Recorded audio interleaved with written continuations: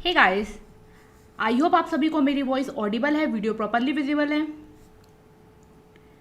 तो चलिए फटाफट अपने आज के सेशन को स्टार्ट करेंगे और आज हम कवर करने वाले हैं मॉड्यूल ए का यूनिट 2। तो यूनिट 2 के कुछ इंपॉर्टेंट क्वेश्चंस को हम आज के सेशन में कवर करने वाले हैं। आपको ये सेशन कैसा लगता है मुझे कमेंट बॉक्स में ज़रूर बताया करिए। साथ ही साथ इस सेशन को ज़्यादा से ज़्यादा शेयर करिए अपने दोस्तों को, अपने फ्रेंड्स को, ताकि वो भी इस क्लास के बारे में जान सकें और इससे जुड़ सकें। तो चलिए अपने आज के सेशन को स्टार्ट करते हैं और आज का फर्स्ट क्वेश्चन देखते हैं। आज का फर्स्ट क्वेश्चन है, normally what type of movement is seen in interest rate with change in repo rate. यानी इनमें से आप क्या इंटरेस्ट रेट में चेंज देखेंगे अगर रेपो रेट में चेंज होता है। Repo rate increases, interest rate decreases. Repo rate decreases, interest rate increases. Repo rate increases, interest rate increases, no change. यानी कि रेपो रेट और आपको इंटरेस्ट रेट में क्या रिलेशन फिट बैठता है ये आपको मुझे बताना है। ठीक है, तो अगर रेपो रेट आरबीआई बढ़ाता है तो बैंक्स क्या करेंगे, वो इंटरेस्ट रेट बढ़ा देंगे। अगर आरबीआई रेपो रेट को डिक्रीज करता है तो बैंक्स इंटरेस्ट रेट को डिक्रीज कर देंगे। अब यहाँ कौन सी स्टेटमेंट करेक्ट है? So the correct answer is option number C, repo rate increases, interest rate increases. So the correct answer is option number C. I hope आपको ये क्लियर हो गया होगा। मैं आपको सिंपल सा रेपो रेट क्या होता है ये समझा देती हूँ। देखिए, रेपो रेट क्या होता है, कॉमर्शियल बैंक को जब भी शॉर्ट टर्म में लोन की ज़रूरत होती है तो वो क्या करता है, वो जाता है आरबीआई के पास। आरबीआई उनसे उसके बदले में कुछ गवर्नमेंट सिक्योरिटीज़ रखवाते हैं और उनको लोन प्रोवाइड कर देते हैं। आरबीआई जब इनको ये लोन देता है तो वो लोन क्या कहलाता है, वो लोन कहलाता है रेपो रेट। ठीक है, इसी पैसे को ये बैंक क्या करते हैं, आगे जो कंज्यूमर है, जो कस्टमर है, उनको एज अ लोन दे देते हैं। तो रेपो रेट वो रेट होता है जिस पर आरबीआई शॉर्ट टर्म के लिए कॉमर्शियल बैंक्स को लोन वगैरह देता है। ओके, और reverse repo rate just opposite, जब कॉमर्शियल बैंक अपना एक्सेस मनी आरबीआई के पास डिपॉजिट करते हैं। ठीक है, चलो नेक्स्ट क्वेश्चन देखें। Supervisory function of RBI is looked after bye, यानी आरबीआई का जो सुपरविजन फंक्शन है वो इनमें से कौन देखता है? Central supervisor for banking, inspection department of RBI, board for financial supervision of RBI and supervision authority of India. तो आपको मुझे ये बताना है आरबीआई का जो सुपरवाइजरी फंक्शन है वो इनमें से कौन देखता है।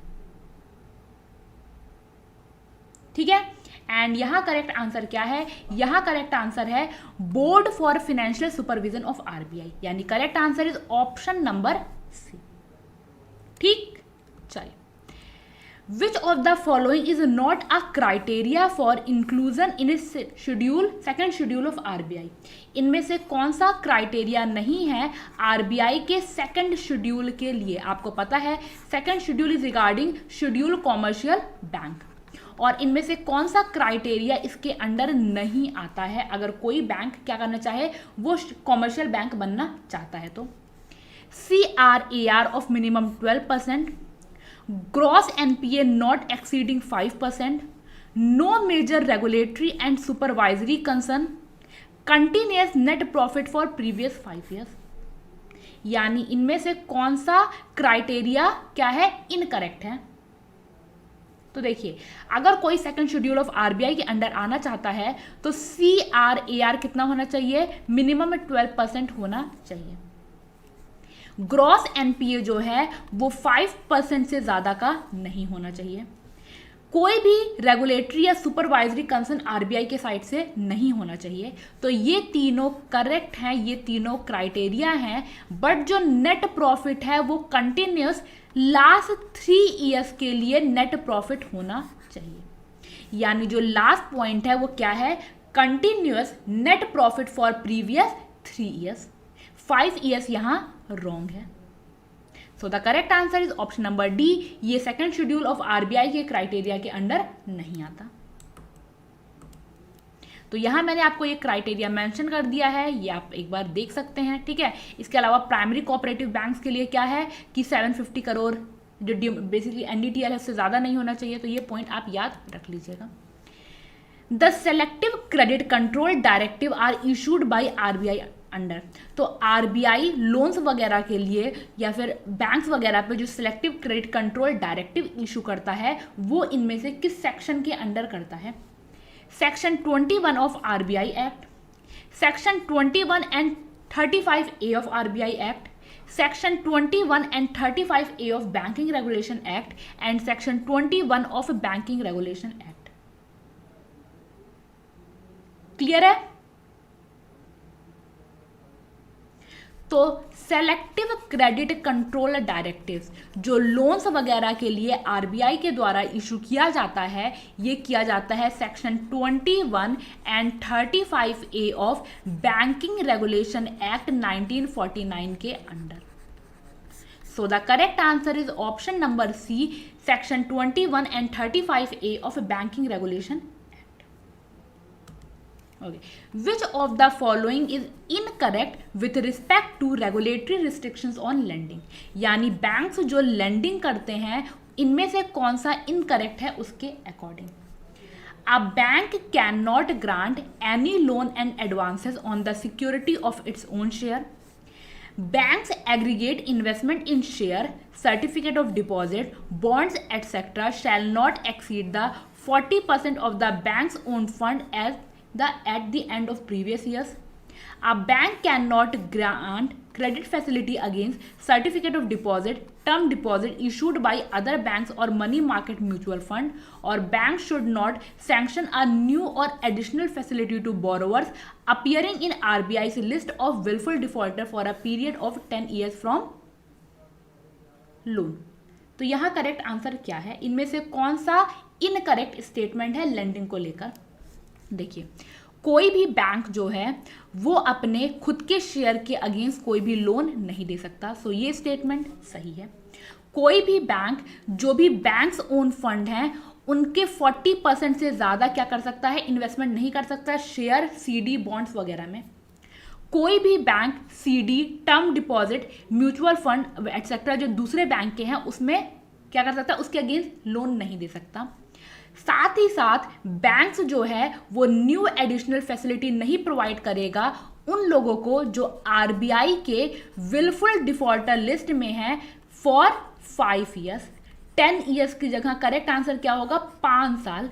पिछले 5 सालों में वो क्या है? वो आरबीआई के डिफॉल्टर लिस्ट में है। तो 10 ईयर्स की जगह करेक्ट क्या था? 5 ईयर्स। ठीक है, आई होप आपको अभी तक सारे पॉइंट्स क्लियर हो रहे होंगे। विच of the following is incorrect? Foreign trade policy ministry of finance issue करता है, physical policy ministry of commerce issue करती है, credit and monetary policy RBI issue करता है, या ऑल ऑफ द अबव। इनमें से कौन सा स्टेटमेंट करेक्ट है ये आपको मुझे बताना है। ठीक है, तो अगर बात करें फॉरेन ट्रेड पॉलिसी की तो ये मिनिस्ट्री ऑफ एक्सटर्नल अफेयर के द्वारा मैनेज किया जाता है। अगर हम बात करें फिजिकल पॉलिसी की तो फिजिकल पॉलिसी को मिनिस्ट्री ऑफ फाइनेंस के द्वारा मैनेज किया जाता है।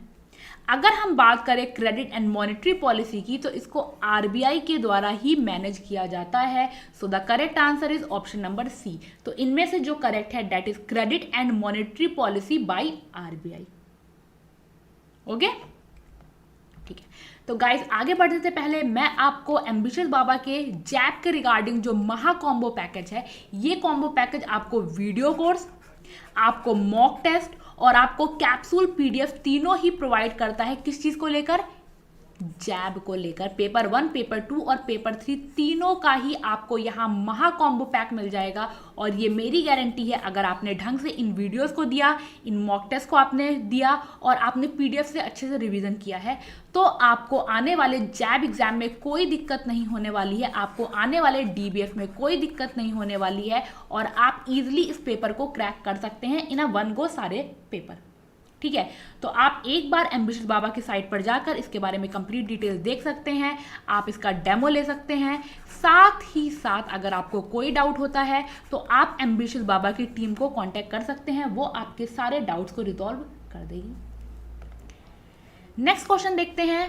Urban cooperative banks desirous of seeking inclusion in the schedule should fulfill which of the following criteria। अगर अर्बन कोऑपरेटिव बैंक वो शेड्यूल बैंक की क्राइटेरिया में आना चाहते हैं तो उनको इनमें से कौन सी क्राइटेरिया मीट करनी पड़ेगी।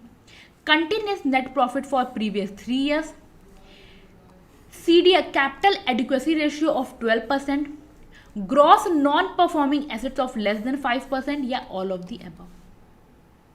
अभी थोड़ी देर पहले मैंने आपसे सेकंड शेड्यूल को लेकर एक क्वेश्चन पूछा था जो ऑलमोस्ट सेम है, तो अर्बन कोऑपरेटिव बैंक्स के लिए भी सेम कंडीशन है क्या, CAR 12%, NPA 5% से कम, नेट प्रॉफिट प्रीवियस 3 years में होना चाहिए। सो the correct answer is option number D, all of the above.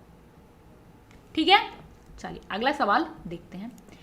Against which type of following securities the bank can sanction loan. इनमें से किस टाइप की सिक्योरिटी के अगेंस्ट बैंक लोन दे सकता है। Commercial paper, certificate of deposit, FDR issued by other banks या none of this. तो देखिए, कॉमर्शियल पेपर के अगेंस्ट नहीं दे सकता, सर्टिफिकेट ऑफ डिपॉजिट के अगेंस्ट नहीं दे सकता, FDR के अगेंस्ट दे सकता है, लेकिन FDR किसी और बैंक का नहीं, उसी बैंक का होना चाहिए। यानी कि फिक्स डिपॉजिट रिसिप्ट के अगेंस्ट बैंक लोन देता है बट सेम बैंक का ही FDR होना चाहिए।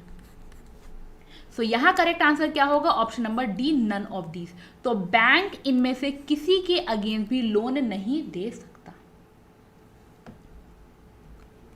ओके, तो यहां मैंने आपको डिटेल दे दी है। In terms of banking regulation act 1949 और RBI directives, there are certain regulatory restrictions on lending by banks. जैसे कि a bank can not grant any loan and advances on the security of its own share.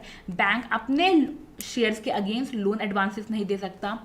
Should not enter into any commitment for granting any loan और advances or on the behalf of any of its director, any firm in which any of its director is interested as partner, manager, employee or guarantor। Divya, ये एक नया चीज़ है, ये JAP के regarding है। JAP क्या होता है ये आप लोग को पता ही होगा। तो जैप के पेपर जो अपकमिंग्स आने वाले हैं ये उनके लिए हैं।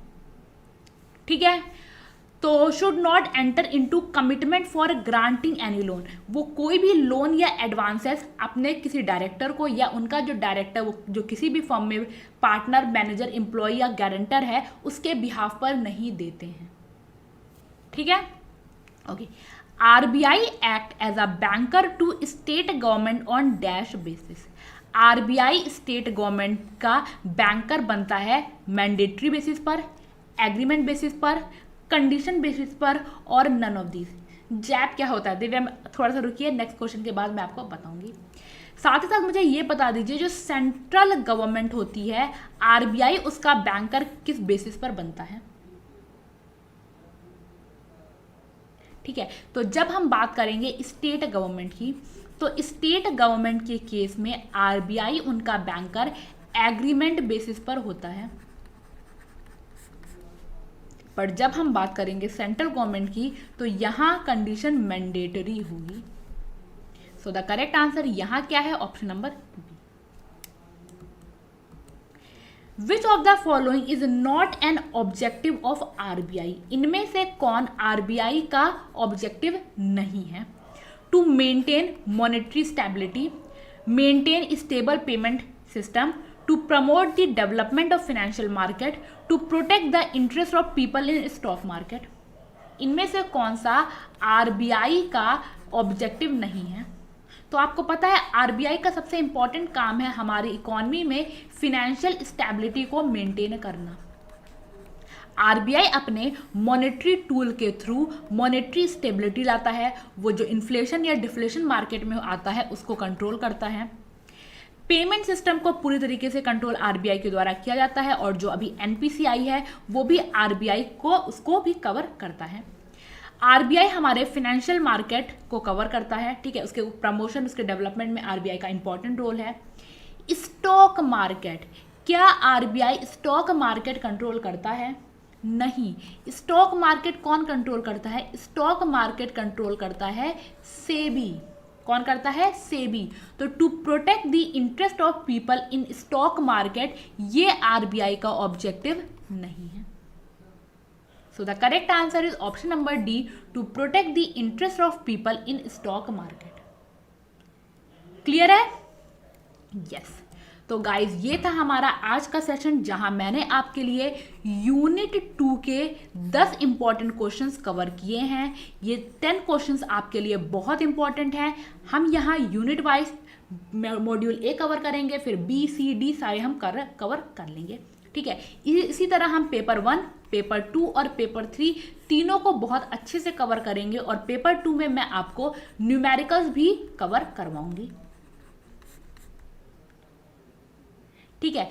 तो जैब क्या होता है, चलिए मैं जैब के बारे में आपको बता देती हूँ। JAIIB is regarding promotional exam. Basically जो ऑलरेडी बैंकिंग सेक्टर में है, जो ऑलरेडी काम कर रहे हैं, ये उनके लिए है, ठीक है। क्लियर है? तो गाइज मैं आपको वापस से बता देती हूँ, एम्बिशियस बाबा ने जैब का महा कॉम्बो पैक लॉन्च किया है। यहाँ वीडियो कोर्सेज, मॉक टेस्ट और कैप्सूल पीडीएफ आपको तीनों ही अवेलेबल है। वीडियो कोर्स आपको पेपर 1, पेपर 2 और पेपर 3 का मिलेगा। आपको इनके मॉक टेस्ट तीनों के ही मिलेंगे, और साथ ही साथ आपको पीडीएफ भी मिलेगा, ठीक है। तो ये महा कॉम्बो पैक आपको अपकमिंग एग्जाम्स में बहुत ज़्यादा हेल्प करने वाला है। तो सेशन को शेयर करिए, 9 बजे से डेली अटेंड करिए, और आप खुद देखेंगे आने वाले कुछ टाइम में आपका जो ये जैब की प्रिपरेशन है वो बहुत ही बढ़िया हो गई है। बस आपको मेरे साथ बने रहना है, और आपको बहुत अच्छे से पढ़ना है और रिवाइज करना है, ठीक है। तो चलिए इसी के साथ सेशन को मैं यहीं रैप अप करती हूँ गाइस। पढ़ते रहिए, ध्यान रखिए, अच्छे से रहिए, और आने वाले एग्जाम्स को बहुत अच्छे से दीजिए। क्लियर? तो thank you guys, take care, good night, see you all tomorrow. तब तक के लिए बाय बाय।